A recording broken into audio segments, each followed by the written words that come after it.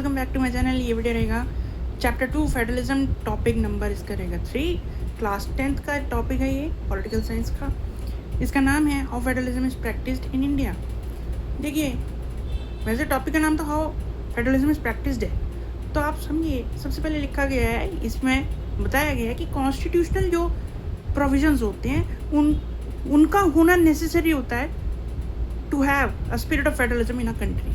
ठीक है, but merely वो बता रहे हैं कि ये तो एक इम्पॉर्टेंट है ही, इसके अलावा जो नेचर होता है, नेचर ऑफ डेमोक्रेटिक पॉलिटिक्स होता है एक कंट्री में, वो भी बहुत शेप करता है इस आइडिया को। और इसी नेचर ऑफ डेमोक्रेटिक पॉलिटिक्स को हम स्टडी करने के बाद ही, समझने के बाद ही करते क्या है, एक हमारी कंट्री जो है इंडिया में जो शेयर्ड आइडियल्स हम शेयर करते हैं कि हम करेंगे थ्रू फेडरलिज्म, वो यही है कि एक स्पिरिट ऑफ फेडरलिज्म इससे पूरी होगी। Second, respect for the diversity, ठीक है, regional diversity. And third, that everyone should live together in harmony. ठीक है, और अब जो मैं आपको बात बताता हूँ वो है हमारे 3 वेज जिससे हमारी फेडरलिज्म प्रैक्टिस किया जाता है इंडिया के अंदर। इंडिया की बात हो रही है, सो इंडिया। तो पहला जो मेरा रहेगा वे, वो रहेगा किस पे, linguistic state, creation of linguistic states. अच्छा, सबसे पहले मैं बताना चाहूँगा कि व्हाट आर लिंग्विस्टिक स्टेट्स। तो the states which are created on the basis of language. ठीक है, लैंग्वेज के बेस पर जो स्टेट बने थे उनको हम लिंग्विस्टिक स्टेट्स कहते हैं। अब आप अपना एक, अगर आप कर सकें तो एक आप गूगल पे जाइए, सर्च कीजिए, कहीं से भी देखिए, आपको पता होगा कि आप 1947 का मैप देखिए इंडिया का और अब का मैप देखिए, तो आपको पता लगेगा, आगे बता रहे हैं कि पता लगेगा कि many of the older states vanished. बहुत सारे पुराने जो स्टेट्स हैं वो वेनिश हो चुके हैं, एरियाज बाउंड्रीज के नेम चेंज करे जा चुके हैं। सेकंड और थर्ड, बहुत सारे नए स्टेट्स बनाए गए हैं और कई ओल्डर स्टेट्स तो नए स्टेट्स बनाने के लिए मर्ज हो चुके हैं। तो ये चीज़ें आपको पता लगेंगी। और क्या कहते हैं, और कहा जाता है कि जो लिंग्विस्टिक स्टेट्स बनी इन कारणों से बनी, और जो अगला है ये कह रहे हैं कि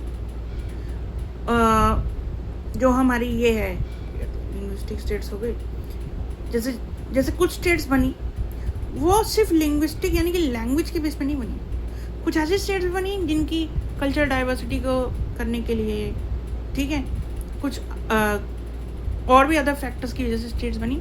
तो वो स्टेट्स थी जैसे झारखंड हो गया, है ना, झारखंड हो गया, असम हो गया, नागालैंड हो गया, मणिपुर हो गया। ये स्टेट्स ऐसी बनी थी कि लैंग्वेज नहीं, इनका कल्चरल डाइवर्सिटी, इन सबको रिस्पेक्ट देने के लिए स्टेट बनी। और इन लिंग्विस्टिक स्टेट्स का बेसिक आइडिया क्या था, इनकी क्रिएशन का जो आइडिया था, जो मॉरल था, वो ये था। तो ये कहा जाता है कि द पीपल,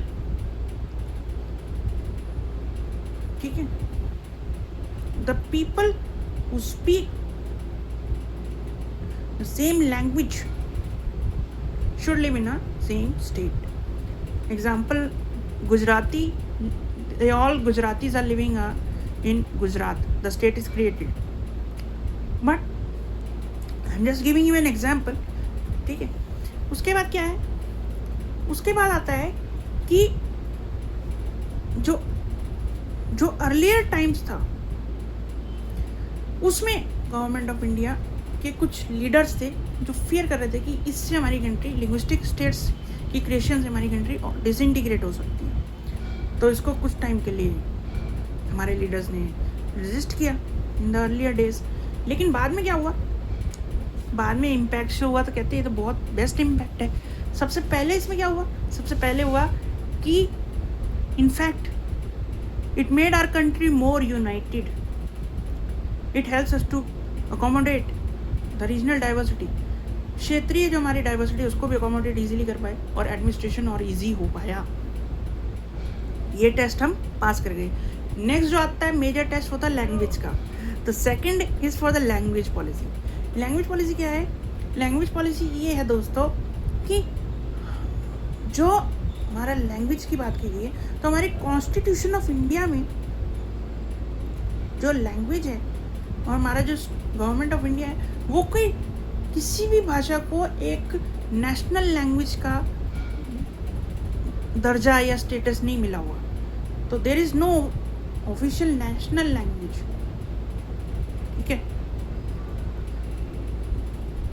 हिंदी जो है 40% इंडियंस की मदर टंग है, बट बिसाइड्स जो अदर लैंग्वेजेस बची उन्होंने प्रोटेक्शन की डिमांड करी। They said we need some constitutional provisions to protect ourself, अपने आप को बचाने के लिए। तो गवर्नमेंट ने, कॉन्स्टिट्यूशन ने क्या किया, उनके लिए बना दिए शेड्यूल्ड लिस्ट। ठीक है, शेड्यूल्ड लिस्ट, इनको कहते हैं शेड्यूल्ड लैंग्वेजेस।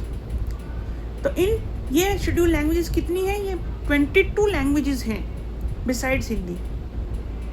हो गई बात क्लियर? अच्छा, इसमें कहा गया है एक कैंडिडेट, एग्जांपल देने, एक कैंडिडेट अगर कोई भी गवर्नमेंटल एग्जाम देता है, ठीक है, गवर्नमेंट ऑफिशियल बनने के लिए कोई पोस्ट के लिए, तो वो अपनी कंसर्न लैंग्वेज जो है उसमें दे सकता है। हिंदी में चाहे तो हिंदी में, इंग्लिश में चाहे तो इंग्लिश में। Concern language of the state अगर है, कुछ और भाषा थर्ड लैंग्वेज में देना चाहता है तो दे सकता है। थर्ड लैंग्वेज मतलब जो अपनी स्टेट की लैंग्वेज है। तो स्टेट्स की भी अपनी ऑफिशियल लैंग्वेज है। गुजरात में गुजराती मिलेगी लैंग्वेज, है ना, राजस्थान में राजस्थानी, पंजाब में पंजाबी।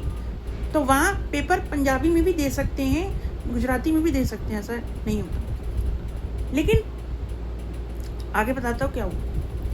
ये होने के बाद कहा गया कि हमारे जो लीडर्स थे ना, उन्होंने इंग्लिश का जो यूज़ है, the use of the English language was officially stopped in 1965। अच्छा, 1965 में बंद कर दिया। फिर क्या हुआ कि बहुत सारी इंग्लिश स्पीकिंग एलाइट्स ने मिलके कहा भाई this is wrong, you should not stop it, उसको स्टॉप मत कीजिए। और तमिलनाडु में तो एक वायलेंट मूवमेंट भी होने लगा। तो क्या हुआ, जो हमारे लीडर्स थे ना, उन्होंने कहा ठीक है, they were very cautious, they said now English and Hindi both will be use for the official purposes, but जो प्रमोशन ऑफ हिंदी है एज अ लैंग्वेज, उसको हमारी गवर्नमेंट ने अपनी पॉलिसी बना लिया। बात समझ आ गई? लेकिन दोस्तों यहाँ पे समझ वाली बात ये है, अपनी प्रमोशन में रखा, ठीक है। और यहाँ पे कैसे अकोमोडेशन करी? तो अकोमोडेशन ऐसे करी कि जो फ्लेक्सिबिलिटी है हमारे लीडर्स की, ठीक है, वो हमारे लैंग्वेज पॉलिसी को, टेस्ट को पास करती है। फ्लेक्सिबिलिटी होने की वजह से हमारा जो अकोमोडेशन है ईजी होता है, एंड स्टेट लैंग्वेजेस को इक्वल प्रोटेक्शन मिलता है। एंड लास्ट में मैं कहना चाहूँगा कि हमने जो है उस सिचुएशन को जिसमें श्रीलंका चला गया था उसको अवॉइड किया है। वो सिचुएशन समझने के लिए अगर आपने मेरा फर्स्ट वीडियो देखा होगा पावर शेयरिंग का, जाके देखो, समझ आएगा कि वहाँ के लीडर्स से हमारे लीडर्स कितने अलग थे।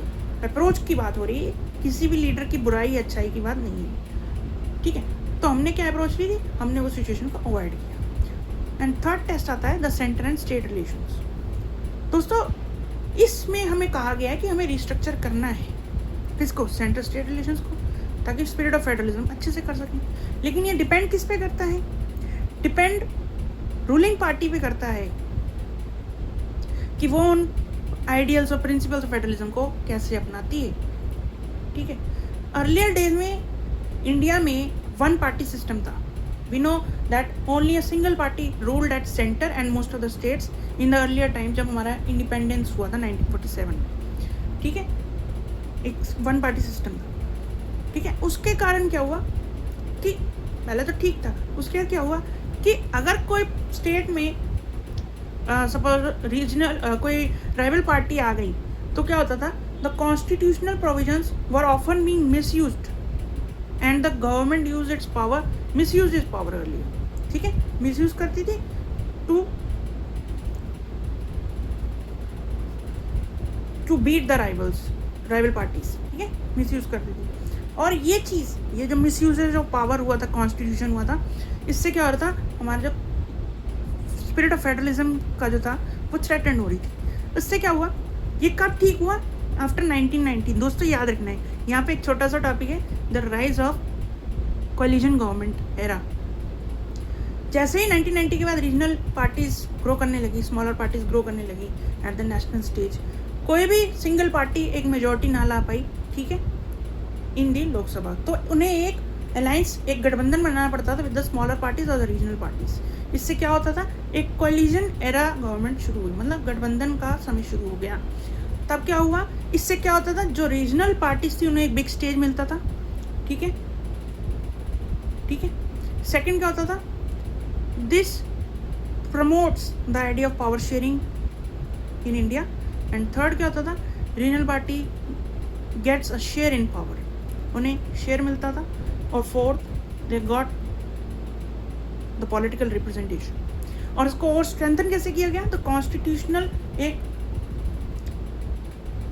जजमेंट के द्वारा जो सुप्रीम कोर्ट ने दी थी कि स्टेट की गवर्नमेंट्स को सेंटर अपनी पावर मिसयूज करके हटा नहीं सकता। तो इससे क्या हुआ, हमारा आइडिया ऑफ फेडरलिज्म और पावर शेयरिंग दोनों ही इस्टेब्लिश हो सके और हमारे प्रिंसिपल बन गए इंडिया, और अच्छे से वर्क करने लगा। इससे पता लगता है कि जो अर्लियर डेज थे फेडरलिज्म की प्रैक्टिस के, वो थोड़े से हार्ड वर्किंग थे, थोड़े से हमें ज़्यादा हार्ड वर्क करना पड़ा, थोड़े से ज़्यादा इश्यूज सॉल्व करने पड़े।